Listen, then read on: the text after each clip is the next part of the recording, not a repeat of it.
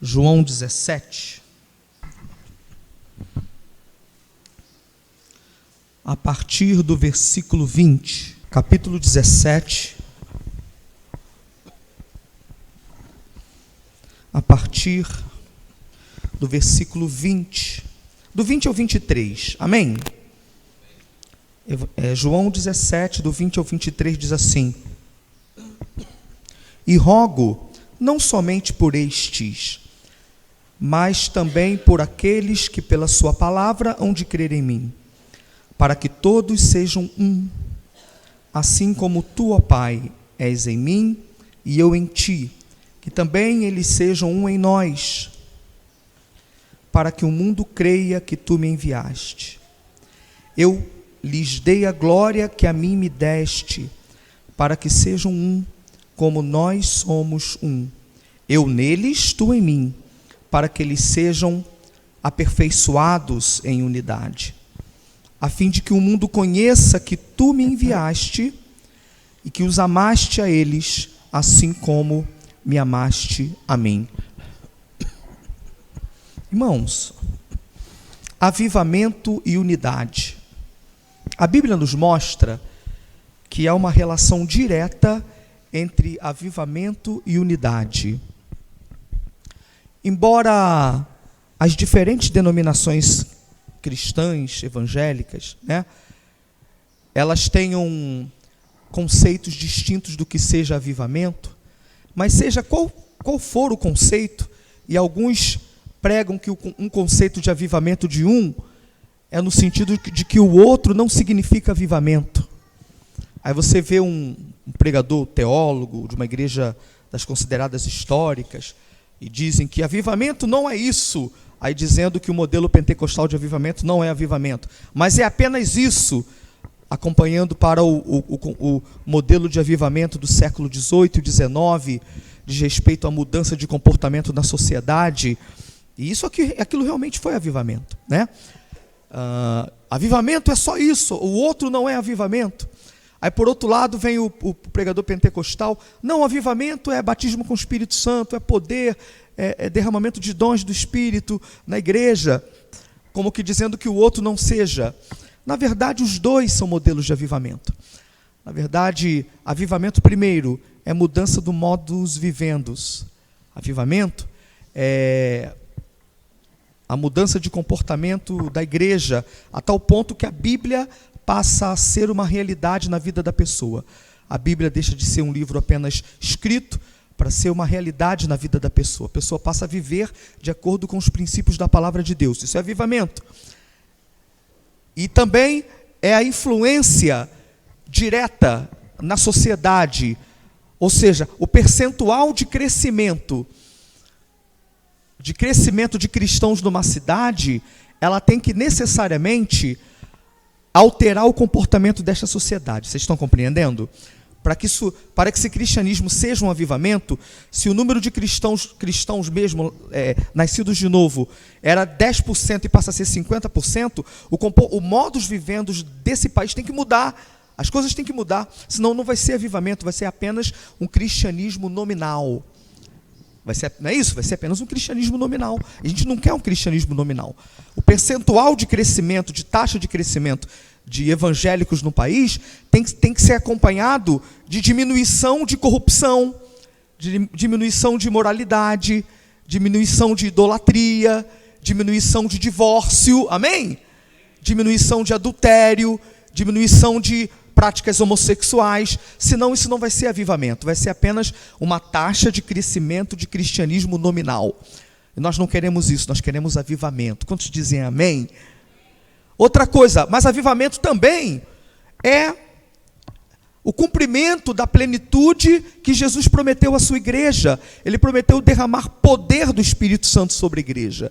E esse poder é importante, sim, porque nos dá ousadia para pregar. Os dons espirituais são para hoje. E não venham me dizer, os teólogos, filósofos, sociólogos, ou o que sejam, seus graus de doutorados, porque o Espírito Santo tem feito isso cair por terra em segundos. Eu tenho visto acontecer. Tantos zoólogos com grau de mestrado e doutorado, todo o carinho que eu lhes tenho, dizendo que avivamento não é derramamento do poder do Espírito Santo na igreja, e eles fazem livros com enormes fontes bibliográficas e toda a filosofia e sociologia que eles podem da religião. E em questão de minutos o Espírito Santo derruba aquilo tudo e derrama batismo com o Espírito Santo, com evidências de falar em outras línguas, com dons espirituais, porque o Espírito Santo é soberano e age como quer na igreja. Quantos dizem amém?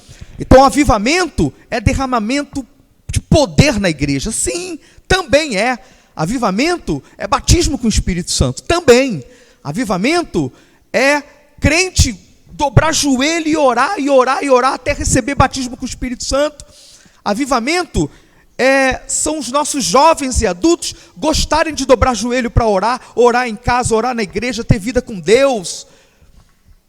Avivamento é isso. É juntar, sim, para o social, que é bom. Nós somos seres sociais. Mas avivamento é quando fala assim, vamos juntar para orar. Entendeu? Vamos juntar para buscar a presença do Senhor. Vamos juntar para clamar ao Senhor. Isso é avivamento. Só que é uma relação direta.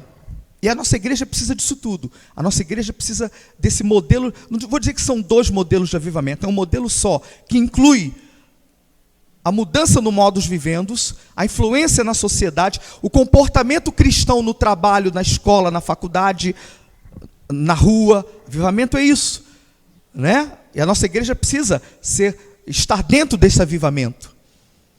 E também é a busca pelo poder de Deus na vida da igreja. Só que há uma relação direta entre avivamento e unidade. Eu sempre digo e sempre vou dizer, eu digo isso há alguns anos, e vou dizer sempre, eu creio que nunca se precisou tanto falar nisso. Nunca. Nunca se precisou tanto falar sobre amor no meio evangélico. Quem diz que pregar amor é água com açúcar, ainda não degustou o verdadeiro alimento do que é provar do amor de Deus. Nada mais nutritivo, nada mais proteico, me corrigiu a enfermeira, nada mais proteico do que degustar o amor de Deus. Nunca amor foi água com açúcar. Pelo contrário, o amor, não vou dizer nem que é a costela suína, mocotó, porque essas coisas têm muita gordura. É o alimento mais gostoso e mais saudável que pode existir no meio do cristianismo. Uma vez eu escrevi assim, eu sou sim pregador da graça, do amor e da comunhão, porque esses são atributos da Santíssima Trindade. Nunca o cristianismo evangélico precisou tanto pregar sobre unidade, sobre união, sobre amor. Talvez por pregarmos pouco sobre isso, é que nós somos tão divididos. A igreja evangélica no Brasil é um grande gigante, mas dividido. A nossa denominação, que eu amo muito, é um gigante, a maior igreja do Brasil. Eu não falo isso para que a gente pense que a gente é o melhor, não. Porque a gente tem que aprender a viver em unidade com os outros. No IBGE, é a segunda, não apenas maior igreja evangélica, é a segunda maior religião. Consulte o IBGE. É a segunda maior religião do país. Mas é um grande gigante dividido. Nós evangélicos, não temos que esconder isso, nós somos pouco tolerantes com o outro. Nós somos pouco tolerantes com o nosso irmão. Pouquíssimos tolerantes. A gente demoniza muito o outro. A gente gosta de olhar muito defeito, achar um defeito e jogar aquilo para a mídia. E ao invés de pensar que existem coisas que se lavam em casa, que se consertam em casa, a gente tem uma facilidade muito enorme de julgar o outro diante dos ímpios. Julgar o outro diante dos ímpios. Quando nós poderíamos nos unir diante deles para que eles vissem que nós somos mais unidos. E nós teríamos capacidade de juntar milhões na rua para dizer que Jesus é o Senhor desse país. A gente nunca precisou tanto de unidade, tanto de pregar amor e unidade. Porque existe uma relação direta entre amor, entre avivamento e unidade. Eu sempre digo que é uma equação reversível. Avivamento gera unidade, que gera avivamento, que gera unidade, que gera avivamento, que gera unidade. Então, conclusão, isso é importante. Isso é o desenho do quadro da igreja que você pertence. É assim que está o quadro da igreja evangélica. Sem avivamento, não tem unidade. Perdão, a ordem, vou começar pela outra ordem. Sem unidade, não tem avivamento. Obviamente, sem avivamento, não vai ter mais unidade. A unidade gera avivamento, que gera unidade, que gera avivamento. Eu tenho exemplos disso que você já conhece, que a Bíblia mostra. A Bíblia mostra esses exemplos. Tem um exemplo simbólico lá de Reis. Abra a tua Bíblia. Capítulo 18.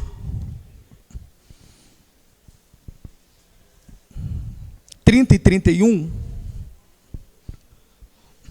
1 Reis 18, 30 e 31. Diz assim: Então Elias disse a todo o povo: chegai-vos a mim. Isso já é um pedido de unidade, sim ou não? Vocês entenderam? Chegai-vos a mim. Aliás, há uma relação direta entre o estabelecimento da unidade da igreja e a obediência à liderança espiritual, à autoridade espiritual. Por isso que naquele estudo sobre batalha espiritual, eu coloquei que antes de falar em armas da guerra espiritual, tem 3 coisas na carta aos Efésios que tem que ser observadas, senão a gente vai perder a guerra. Vocês lembram disso? Quais são as 3 coisas? Quais são as 3 coisas? Está do capítulo 4 ao capítulo 6 de Efésios. Quais são as 3? Unidade, santificação e autoridade espiritual. Está lá do capítulo 4 ao 6, não é? Então, sem isso não adianta. A gente não adianta falar em espada do Espírito, escudo da fé, capacete da salvação. Se a gente não observar o que está antes disso, que é a unidade, santificação e autoridade espiritual, a batalha está perdida. É uma realidade. Aí você vê a relação, essa junção, unidade e autoridade espiritual. Elias, quando fala chegai-vos a mim, ele está evocando unidade, sim ou não? Mas está evocando também autoridade espiritual. Já pensou se eles dissessem, eu não? Ou eles ouvissem assim, ó, Elias fala, chegai-vos a mim. Aí o povo assim, aí lá dentro, vai esperando. Tadinho, vai pensando que a gente vai. Se o povo não se chegasse, Deus ia mandar fogo do céu e consumir o holocausto, irmãos? Não, tem muito crente assim, igreja. Tem muito crente assim, igreja, e eu recebo pessoas que pedem conselho até de outra igreja, de líderes, que o pastor prega uma coisa e o líder prega outra. Né? O pastor fala X e o membro faz Y. Ainda acha que está certo. Ainda alicia outros a fazerem. Então, Elias fala, chegai-vos a mim. Autoridade espiritual. Chegai-vos a mim, unidade. Aí diz assim, o 31, tomou 12 pedras, conforme o número das tribos dos filhos de Jacó, a qual viera a palavra do Senhor, dizendo, Israel será o teu nome.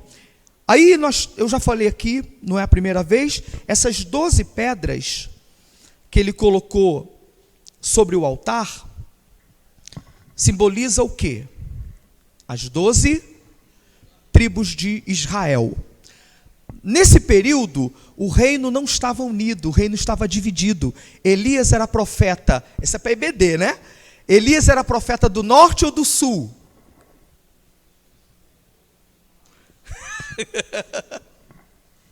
Elias era profeta do norte ou do sul, irmão? Do norte. Elias era profeta do norte. Na divisão das tribos, ficaram 10 tribos no norte e 2 no sul. Elias podia ter pego apenas as pedras relativas ao reino do norte. Sou profeta do norte. Não. Mesmo o reino estando dividido, norte e sul, ele pegou as 12, como que dizendo, o verdadeiro avivamento sobre Israel vai ser não apenas para o reino do norte, mas para todo Israel. De certa maneira ele profetizou a unidade do reino. Primeiro, o simbolismo da unidade, as 12 pedras sobre o altar. Depois desceu fogo do céu. Não esqueça, irmão, que tremendo. Em Efésios 4,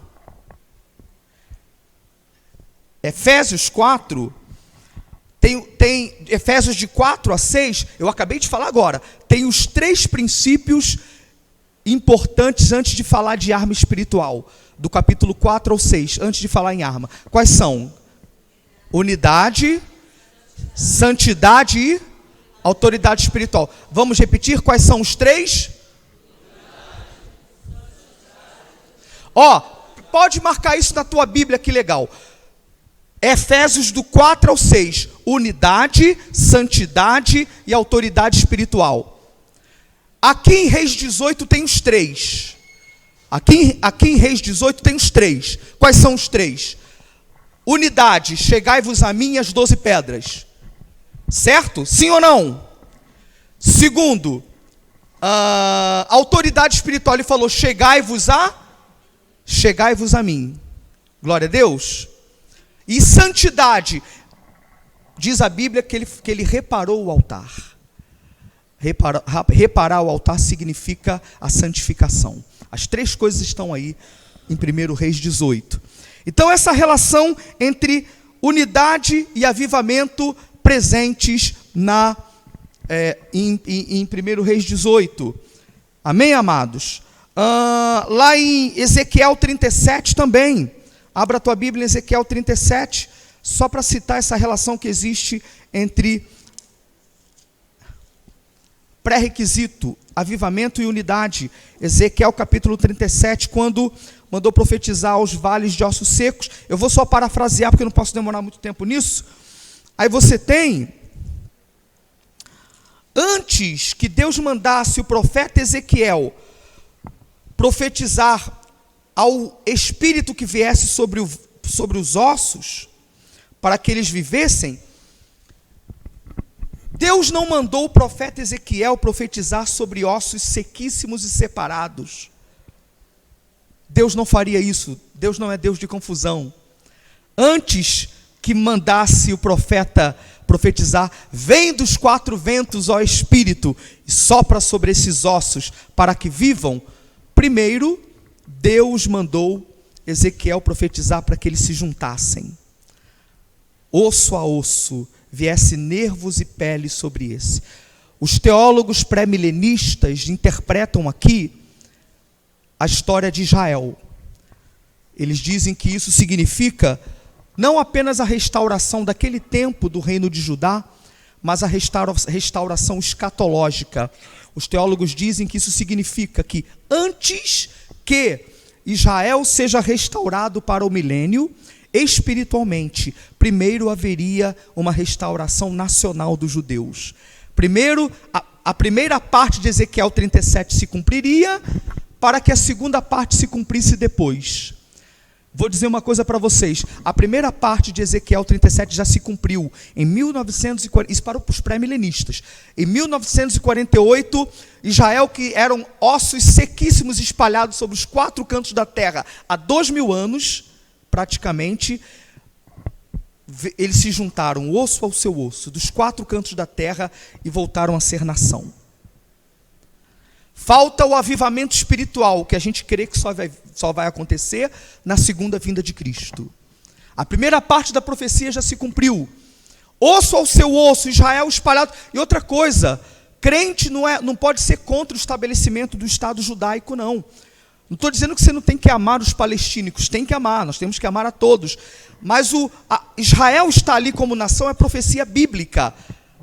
É profecia de Deus, é plano de Deus. Mas ainda falta o sopro do Espírito sobre eles. A primeira parte se cumpriu. Mas qual foi a primeira parte? O ajuntamento deles. Para nós, o sentido simbólico é, antes que venha o vento do avivamento, os ossos não podem estar separados. Eles têm que estar unidos. Primeiro unidade, depois avivamento. Queria que você repetisse comigo, primeiro unidade, depois avivamento. Esse lado aqui, pode dizer comigo, primeiro unidade, depois avivamento? Diga. Esse lado pode dizer, vamos lá. Veja, eu já dei 2 exemplos no Antigo Testamento. Qual foi o primeiro exemplo que eu dei? Acabei de dar agora há pouco. 1 Reis 18. E qual foi o símbolo da unidade antes do avivamento aí? Chegai-vos a mim. E que mais? as 12 pedras juntas sobre o altar. Ele poderia ter colocado quantas pedras só? 10, o reino não estava dividido, mas ele colocou 12, simbolizando todo o reino junto. E depois que botou isso, aí desceu fogo do céu. Qual é o segundo exemplo que eu dei agora de Ezequiel? Deus não mandaria Ezequiel profetizar que o vento soprasse sobre ossos separados.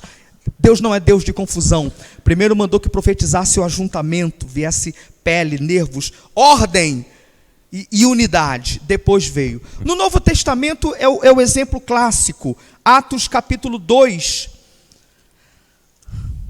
versículo 1 diz assim, Atos 2:1, ao cumprir-se o dia de Pentecostes, estavam todos separados, cada um no seu lugar. De repente veio do céu um vento veemente, impetuoso. É assim que está escrito? Como é que está escrito? Estavam todos reunidos. O sentido da palavra aí, você vê pelo contexto, é mais do que simplesmente uma reunião, uma reunião física. Porque a Bíblia diz que eles tinham tudo em comum dentro do contexto de Atos. Entendeu? Esse reunidos aí significa um só propósito, eles estavam juntos ali. Estavam todos reunidos no mesmo lugar. Eles já estavam unidos, igreja? Sim ou não? Sim, já estavam unidos. De repente veio do céu um vento veemente, impetuoso. Encheu toda a casa em que estavam assentados. Primeiro veio a unidade, depois veio o avivamento. Dizem os maiores teólogos que se você tem base no antigo, confirmado no novo, você pode formar uma doutrina. E eis aqui uma afirmação de doutrina bíblica. Unidade precede avivamento, que gera mais unidade, que gera mais avivamento, que gera mais unidade, que gera avivamento, que gera unidade, que gera avivamento, que gera unidade, que gera avivamento, que gera unidade, que gera avivamento, etc. Sempre unidade verdadeira é precedida, avivamento verdadeiro é precedido por unidade. E o avivamento verdadeiro não vai gerar divisão e contenda. Avivamento verdadeiro não gera discórdia.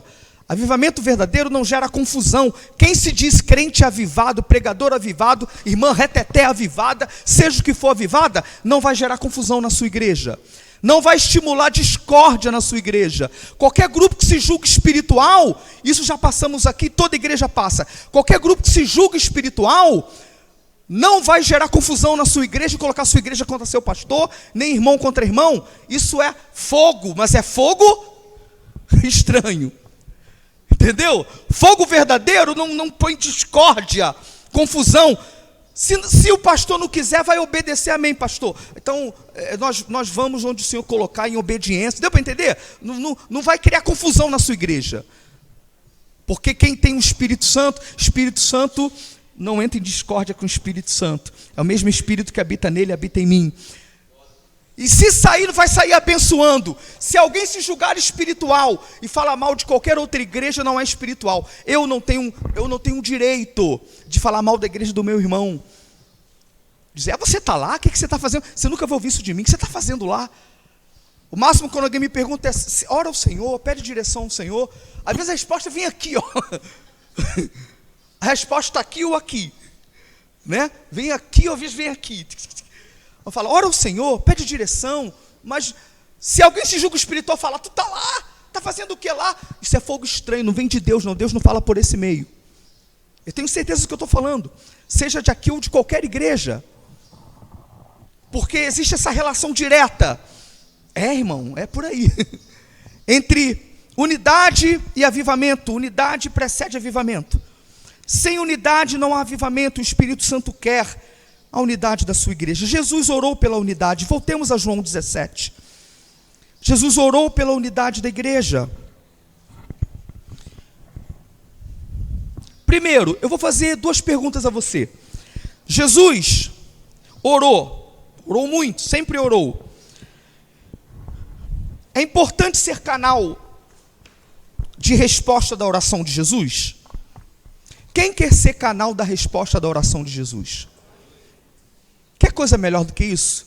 Jesus ora por um tema e você contribuir para que essa oração seja respondida. Quem quer contribuir para isso? Jesus orou por vários temas, eu já preguei em outras vezes. E eu quero continuar falando desse assunto em outras oportunidades. Se Deus me permitir, quero até ter um material sobre isso. Existem outros temas nesta última oração de Jesus. Aí tem a segunda importância. Além de ser a oração de Jesus, é a última oração de Jesus citada, pouco antes dele ir embora. Eu sempre digo que quando alguém está prestes a sair, quando a gente sai, mesmo que dure pouco, a gente dá sempre últimas recomendações, aquela coisa, né? Eu sou assim, já sou saudosista antes. Às vezes eu fico 2 dias fora só, 1 dia fora, como se ficasse uma semana, né? Daqui ali, ó, tá tudo bem, né? É meu. Já percebeu, até aqueles filmes, o camarada pensa, sabe que está indo, só que o diretor não é bobo, aquele último, leva uns 15 minutos para dar audiência, né? Volte aqui, eu esqueci uma coisa. Os últimos recados são os mais importantes, é ou não é? Porque nunca mais vai ver. É porque quando alguém fala as últimas coisas antes de viajar ou sabe que vai embora, é porque aquilo é importante. Estão entendendo? Jesus está momentos antes da sua crucificação. Pouco tempo dali ele vai para o Getsemane. Depois vai ser crucificado. Jesus sabe que tinha pouco tempo com os discípulos. E ele ora ao Pai fazendo os últimos pedidos. E um dos últimos pedidos de Jesus foi esse: que eles sejam um, para que todos sejam um, assim como tu, ó Pai, és em mim e eu em ti, que eles também sejam um em nós, para que o mundo creia que tu me enviaste. Jesus pediu a nossa unidade. Conclusão: Jesus faz muita questão da nossa unidade. Ah, se os cristãos ouvissem isso. Ah, se os evangélicos ouvissem isso, né? Jesus, tem crente que pensa, Jesus quer a tua santificação, a gente sabe disso. Jesus quer que você pregue o evangelho, você sabe disso. Mas até para pregar, fica mais eficiente quando está unido, isso aqui está incluso. Só que tem crente que pensa que unidade não é importante. Jesus acha a unidade da igreja muito importante. E os cristãos não estão ouvindo isso. Não estão preocupados com isso. Como é que Jesus enxerga a igreja? Paulo responde isso. Abra a tua Bíblia em Efésios. Carta aos Efésios. Daqui a pouco eu vou voltar em João 17. Estou querendo dar uma palavra o mais solta possível, o mais devocional possível. Como é que Jesus enxerga a igreja? Efésios 4, versículo 3. Efésios 4, 3 diz assim: procurando diligentemente guardar a unidade do Espírito no vínculo da paz. No vínculo da paz. Aí ele diz: há um só corpo, um só Espírito, como também fostes chamados em uma só esperança da vossa vocação. Um só Senhor, uma só fé, um só batismo, um só Deus e Pai de todos, o qual é sobre todos e por todos. É assim que Jesus enxerga a igreja. Jesus enxerga a igreja como um só corpo. Há um só Espírito, um corpo, um Espírito. Fomos chamados numa só esperança da nossa vocação. Só tem um Senhor, uma só fé, um batismo. Um só Deus e Pai de todos, o qual é sobre todos e em todos. Nós podemos ter nomes diferentes em nossas denominações. E elas são importantes. É importante que existam as nossas denominações. Até porque o corpo não é só olho. Paulo fala isso lá em Coríntios. Se o corpo todo fosse olho, que graça teria? Um olho não é o corpo. Corpo é a junção de vários membros. O corpo é o olho, o nariz, a boca, as mãos, os pés. E eu sei que isso aqui não é mensagem para dar reteté, glória a Deus, aleluia, e mexer com a tua emoção. Mas saiba de uma coisa, o que eu estou falando aqui, eu não tenho dúvida nenhuma que o Espírito Santo está nisso. Porque a igreja está gemendo por falta de unidade. Essa oração intercessória de Cristo continua e o Espírito geme com gemidos inexprimíveis. Por causa da falta de unidade da igreja de Cristo. E eu creio que isso aqui que eu estou falando de manhã, e não só apenas eu que falo, mas muitos pregadores e pregadoras falam, É um pré-requisito do avivamento que o Senhor tem para derramar sobre sua igreja antes do arrebatamento dela. Nós cremos no avivamento antes do arrebatamento. Cremos que haverá muita apostasia, como tem havido e vai ter mais. Cremos que o amor de muitos esfriará. Isso vai acontecer e tem acontecido. Mas nós cremos que o Espírito Santo não vai derramar, vai arrebatar uma igreja ao encontro de Cristo num caos. Cremos que antes do arrebatamento também, por mais que vá haver apostasia, por mais que vá haver esfriamento, muitas coisas ruins acontecendo dentro da igreja, mas o verdadeiro corpo de Cristo, ele vai ser avivado.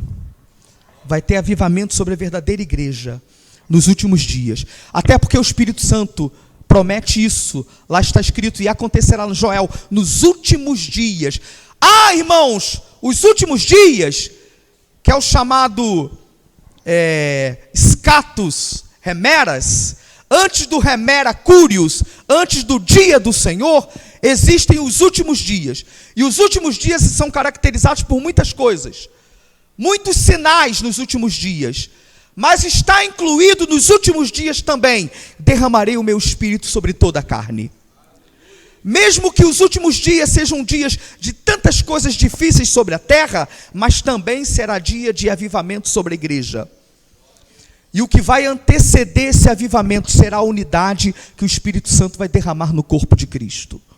Eu creio nessa unidade da igreja antes do arrebatamento. E ela tem que ser semeada, ela tem que ser pregada. Porque o que você ouve fica aqui, no teu subconsciente. Aí você é estimulado a orar por ela. Aí você é estimulado a lembrar que quando vier o tentador para tentar você falar mal do teu irmão, da tua igreja ou de outra igreja, você lembre, não, nós temos diferenças, temos desafios, mas somos um só corpo em Cristo Jesus. Somos um no Senhor. E isso favorece o clima do avivamento. Jesus Cristo nos vê como um só corpo. As nossas denominações são importantes.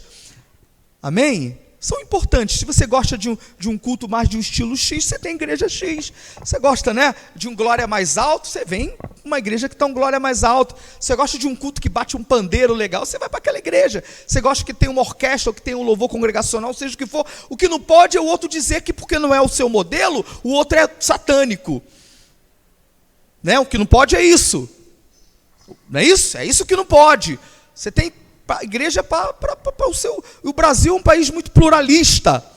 Então as denominações são importantes. Mas Jesus não vê igreja Assembleia, Batista, Presbiteriana. Isso é coisa nossa.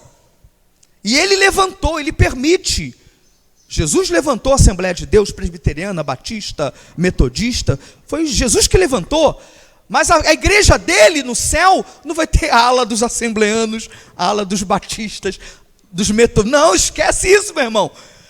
Para Jesus a igreja é uma só. Nós fazemos parte do mesmo corpo, o corpo de Cristo. Quem faz parte desse corpo, diga glória a Jesus. Para Jesus há um só corpo, um só rebanho, um só pastor. Jesus vê a igreja como uma, lavada e remida pelo seu precioso sangue. Jesus orou pela unidade. Eu tenho uma boa notícia para você. Essa oração vai ser respondida. Essa oração vai ser respondida. O Pai vai responder esta oração. A unidade vertical, ela é desembocada na unidade horizontal. Eu só consigo ter unidade horizontal se eu tenho unidade vertical. O cristianismo verdadeiro, ele forma um ângulo de 90 graus, fechando no triângulo retângulo, cujo quadrado da hipotenusa é igual à soma dos quadrados dos catetos.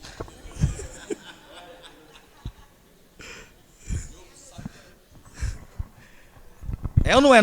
90 graus, horizontal, não, vertical, horizontal. Não existe unidade vertical que não se desemboque numa unidade horizontal. Se eu disser que tenho unidade vertical, o que é unidade vertical?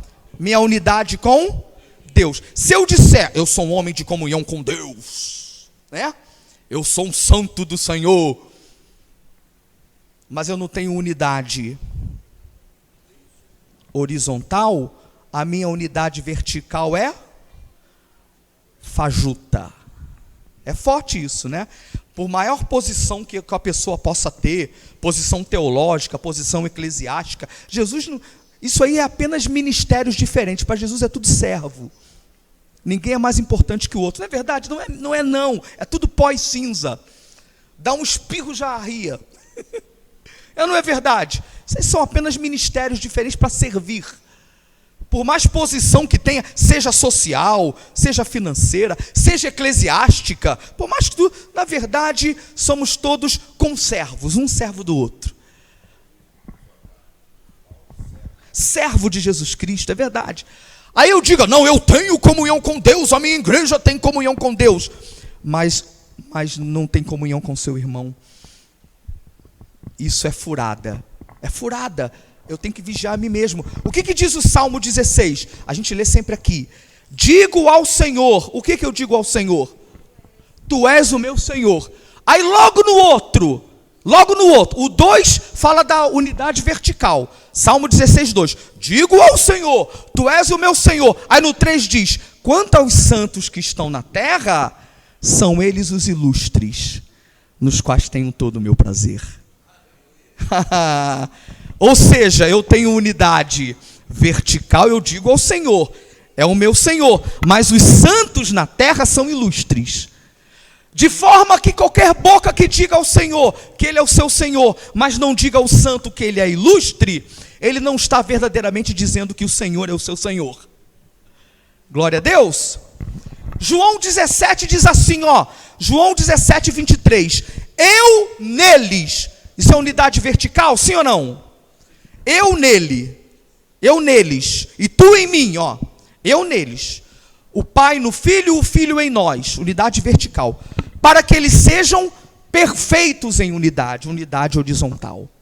Sempre é assim, a unidade vertical desemboca na unidade horizontal. Também a recíproca é verdadeira. Se eu disser que tenho unidade com todos os meus irmãos, unidade, é tão bonito, viver tudo, filantropia, a religião é caridade, para o próximo amar, mas não tem comunhão com Deus, também está furada, é uma falsa unidade. Eu estava clicando no YouTube, um hino lindo do Asaf Borba, Alto Preço, que hino é uma pregação, aquele hino ali, meu Deus, alto preço. Aí uma pessoa de outra religião bem intencionada me falou assim, viu como tudo desemboca no eu falei assim, como é que é? Tudo desemboca na mediunidade? Colocando assim, né? Tudo na verdade é amor, é unidade. Não, aí está faltando que tipo de unidade? Vertical. Aí o outro até esperto falou assim, viaja não. Um crente colocou assim, não viaja não. Né? Então, meus amados, unidade vertical desemboca na horizontal.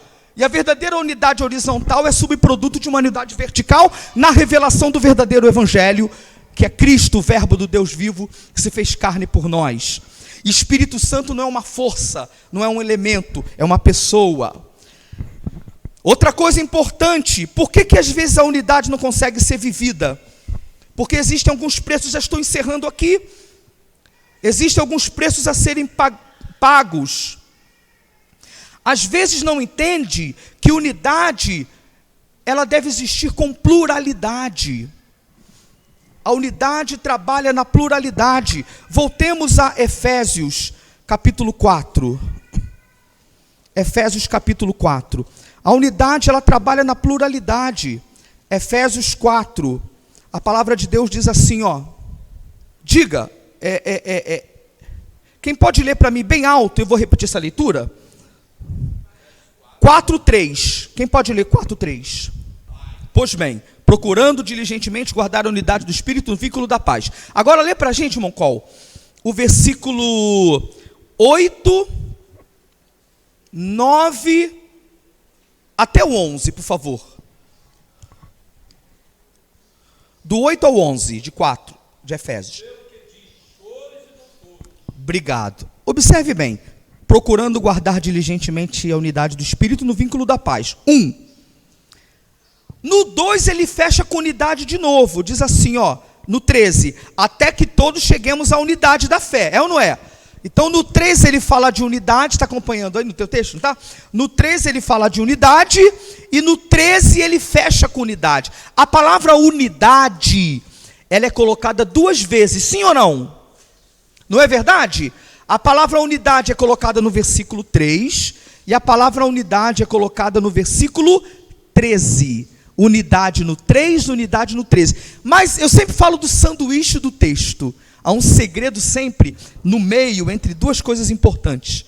Entre o 3 que fala de unidade e o 13 que fala de unidade, você tem uma pluralidade no meio. Quem entendeu isso? 3 unidade, 13 unidade, mas no meio você tem pluralidade. Tem que ser um, mas nesse um existe uma pluralidade. A cada um de nós. Olha só, repita comigo a palavra, por favor, se quiser e puder. Repita comigo a palavra unidade. Agora repita a palavra, mais a cada um. Deu para entender esse sentido? Essa unidade é subproduto de cada um com seu dom. E são distintos. Não é o mesmo dom do outro. E não é mais importante do que o dom do outro. Ó, unidade, procurando guardar a unidade. Mas a cada um, os crentes muitas vezes não entendem isso. E não conseguem operar a unidade por causa disso. O corpo é um, mas a cada um é manifestado o dom. Um pelo Espírito, né? Aí diz o texto, ele deu uns como apóstolos, outros como profetas, outros como evangelistas, outros como pastores e mestres. Ou seja, os dons são diferentes. Paulo deixa isso muito claro em Coríntios 12, quando ele fala do corpo de Cristo. Sabe aquele texto lindo que Paulo fala sobre a importância do corpo, que um membro do corpo não pode dizer que é mais importante porque não é o outro membro, e não pode... Já leram acerca disso? Leia em casa, Coríntios capítulo 12, a partir do 12, porque eu já tenho que concluir aqui, mas eu vou ler só um versículo, ó. 1 aos Coríntios 12, 12, diz assim, ó, 1 aos Coríntios 12, 12, porque assim como o corpo é um, e tem muitos membros, e todos os membros do corpo, embora muitos, formam um só corpo, assim também é Cristo. O corpo é um, mas os membros são diferentes. Só existe um Diego. Amém? E gosta muito de louvar o Senhor. Só existe um Jean, para a felicidade da Alessandra. Existem vários Jeans, mas aquele Jean só tem ele. Só existe um Cláudio César. Ninguém aguentaria 2 gravatas tortas, né, irmão? Boa essa palavra. Só existe um Humberto, presbítero Humberto, só existe um presbítero Marcos, só existe uma Josi, só existe uma Ruth. Embora existam várias Ruth, mas igual aquela, só ela. Amém? Seja o melhor você que você puder ser. Não tente ser o outro. Deus te fez como você é. Ele pode nos melhorar a cada dia, né? Diga ao seu irmão, seja o melhor você que você puder ser. Diga isso para ele. Seja o melhor você que você puder ser. Não é isso? Nisso opera a unidade. Coloque isso para a glória de Deus, que Ele vai aperfeiçoando, vai moldando, e a obra do Senhor vai sendo feita. E aquilo que você faz é importante no corpo de Cristo. O que o outro não pode fazer. E Deus pode te usar naquilo que, nas suas habilidades, para a edificação do corpo de Cristo. Não pense que uma coisa é mais importante que outra. Existem coisas que eu consigo nada, não entendo nada, um zero à esquerda. Às vezes eu me sinto incapaz. Fico assim, meu Deus, uma coisa tão mínima que eu não consigo fazer. Aí vem outro rapidão e faz e resolve ali o que eu não conseguiria fazer. Porque a igreja é um corpo. E você é importante naquilo que você faz. E o Senhor te considera assim. Você é muito importante nessa igreja, viu? Não pensa que o que você faz é pouca coisa, não. E quando você não faz, é ruim quando você não faz. É bom quando você faz. Porque é o que você faz junto com o que o outro faz, que a igreja é edificada como corpo. O que você faz é muito importante na igreja. Fala isso para o seu irmão. O que você faz é muito importante na igreja. Tivemos retiros, desculpe Ailton usar o seu nome aqui porque está sendo gravado, tivemos retiros abençoados, mas quantas vezes Ailton foi socorrer, eu e Pimenta na rua desesperados, dá um jeito lá, Tem coisas que é você que faz e Deus te usa naquilo que você faz e é importante. Quantos podem entender isso essa manhã, irmãos? Em nome de Jesus. Você é importante no corpo. Fica só com mais um pouquinho de paciência, que sempre... Lembra que eu falei que as últimas coisas são as mais importantes? Eu estou fechando aqui o estudo. Sabe por que a gente não entende unidade também? Sabe por que não entende unidade? Porque para ter unidade tem que ter renúncia. Diga comigo a palavra renúncia. Mais alto, diga comigo a palavra renúncia. Não existe unidade sem renúncia, irmãos. O problema é que as pessoas gostam até do nome unidade, mas não gostam de renunciar. Você sabe aquele versículo que fala assim, ó, suportando-vos uns aos outros em amor. Suportando-vos uns aos outros em amor. O texto aqui não quer dizer suportando-vos, é que eu não vou amar o irmão, meu Deus, eu tenho que suportar essa cruz. O sentido não é esse, não. Aí não vai ser unidade. Olha aqui, a minha prima aqui já, seja o suporte. Seja o suporte do... O texto aqui é aquele de Romanos. Vocês que são fortes devem carregar os mais fracos. Deu para entender? Seja o suporte dos mais fracos. Isso exige renúncia. Né? Já leram lá em Paulo falando? Vocês que são mais fortes, suportem os mais fracos. Levem eles. Tem crente que a gente vai levar no ombro mesmo. E tem que ser assim. Não existe unidade sem renúncia. Sabe por que tem pouca unidade no meio da igreja evangélica? Principalmente entre grandes lideranças. Porque ninguém quer se lavar. Lembra aquela pregação de João? Ninguém quer se lavar nas águas da humildade.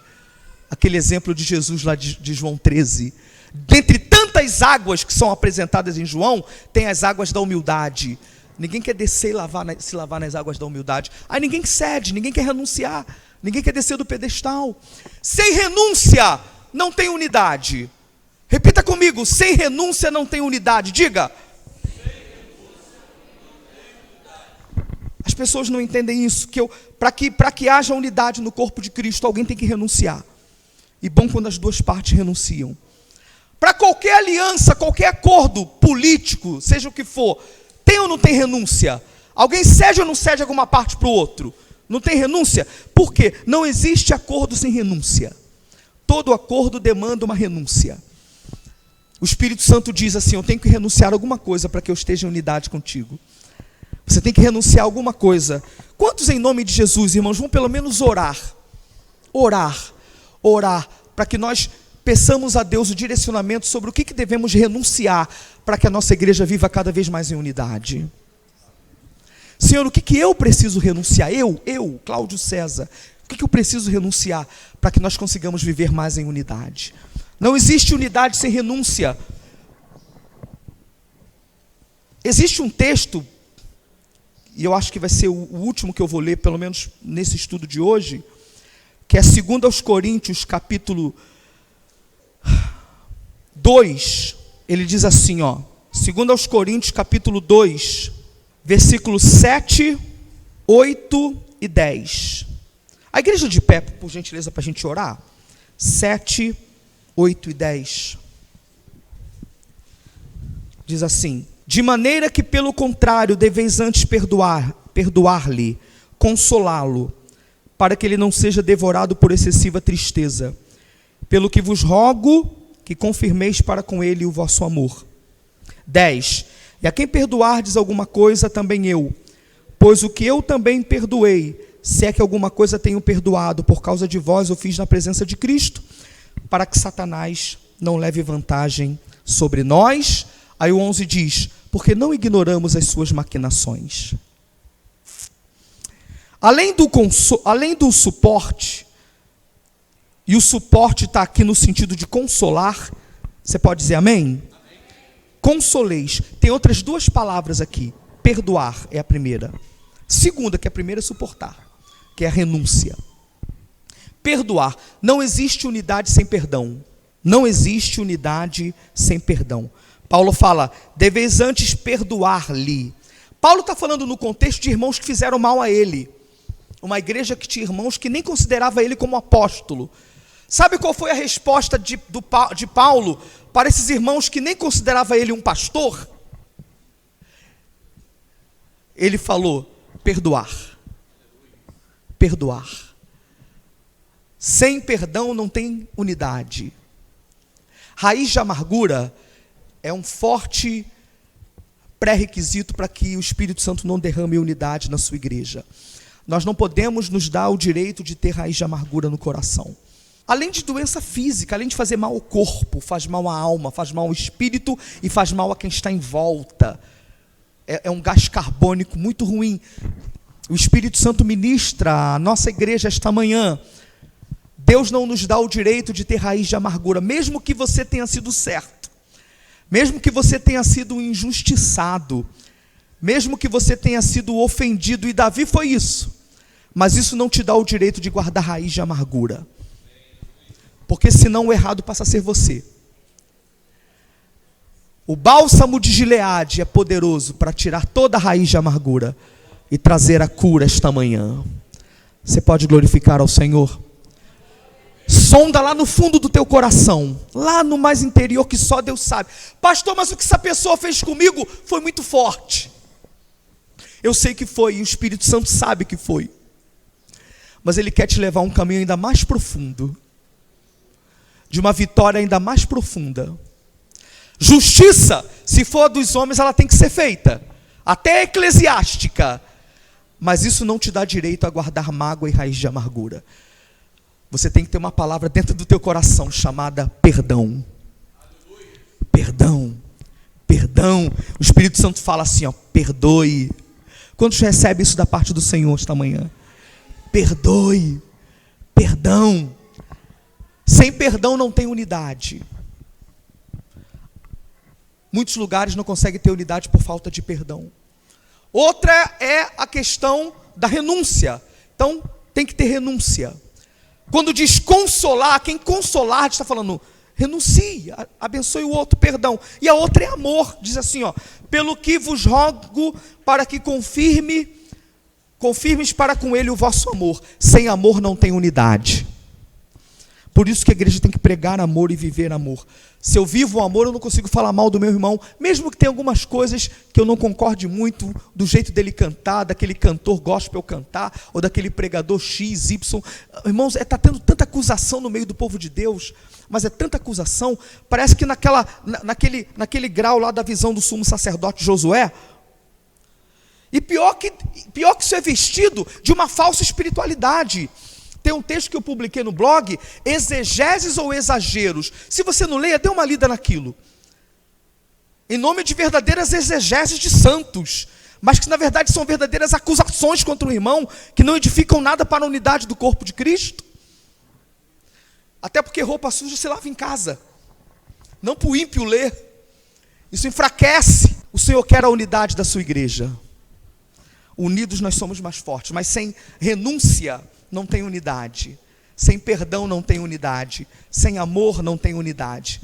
Oremos para que renunciemos, oremos para que perdoemos, oremos para que amemos. Claro, unidade não é conivência com pecado, unidade não é conivência com falsa doutrina e heresia, unidade não é conivência com ecumenismo religioso. Não estou falando de ecumenismo religioso, não estou falando de conivência com falsas doutrinas, nem com pecado. Unidade é saber que no absoluto nós somos um. Nos relativos, podemos ter coisas diferentes. Mas se temos uma só fé, um só batismo, um só Senhor, nos pontos essenciais, isso nos torna um no corpo de Cristo. Que o Espírito Santo possa falar melhor ao nosso coração, para que possamos procurar viver, até porque vai ter dificuldade, ela tem falhas.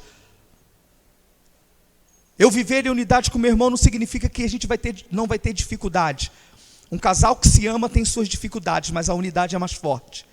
Irmãos que se amam, irmãos físicos, carnais, não significa que eles não tenham dificuldades, mas eles se amam. É bem típico de irmão. Ele pode brigar com ele. É ou não é? Irmão mais velho principalmente. Pode brigar, mas se o outro da rua brigar, ele defende. Não vem bater no meu irmão, não. Está pensando o quê? Não é assim? Quem não é filho único e teve irmãos aqui, levanta a mão. É ou não é assim? Você tem suas discussões. Ainda mais que você planejar, rapaz, adolescente, é muito isso. Você planeja usar aquela blusa. Eu passei por isso. Quando você foi ver, já estava no corpo do Marquinhos. Chegou na minha frente. Todo irmão vive isso. Mas se alguém lá fora for falar mal, for brigar, a gente defende. A gente pode ter as nossas diferenças, mas o que nos une tem que ser mais forte do que o que nos separa. Nós temos que ter esse sentimento em nome de Jesus. Deus abençoe. O Espírito Santo quer a unidade da igreja. Somos um só corpo. Divulgue isso, participe isso. O Senhor quer unidade no meio da sua igreja. Renuncie, perdoe e ame em nome de Jesus. Deus te abençoe em nome de Jesus.